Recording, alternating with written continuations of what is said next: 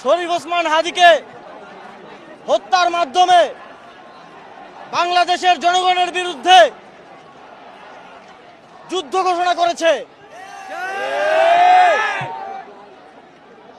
তারা ভুলে গিয়েছে জুলাই গণ অভ্যুত্থানে এদেশের মানুষ রক্ত দিয়ে রাজপথ রাঙিয়েছে, কিন্তু হেরে যায়নি। তাদেরকে আবার মনে করিয়ে দিতে হবে, যদি যুদ্ধ হয়, যদি রক্ত ঝরে, তাহলে এদেশের জনগণের সাথে কেউ পারবে না।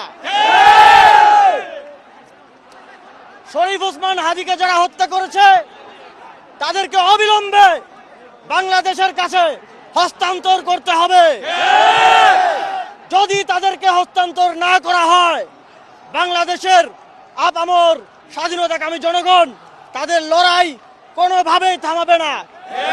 আমাদের লড়াই আরো কঠোর থেকে কঠোরতর হবে। আমরা স্পষ্টভাবে বলে দিতে চাই,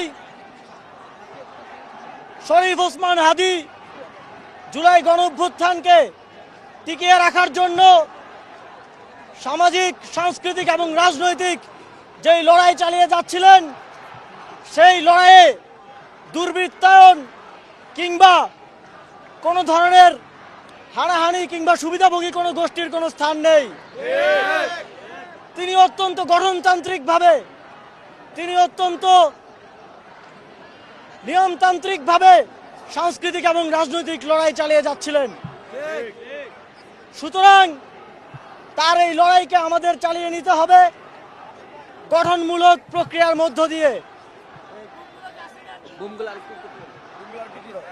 আজকে আবার জুলাই গণঅভ্যুত্থানের যে ছাত্র জনতা সবাই একত্রিত হয়েছে, আমরা সবাইকে আহ্বান জানাবো শান্তিপূর্ণভাবে এবং সংগঠিতভাবে আমাদের এই প্রতিবাদ চালিয়ে যাওয়ার, এবং হাদির খুনিদের বাংলাদেশের জনগণের কাছে হস্তান্তর না করা পর্যন্ত আমাদের এই আন্দোলন চলমান।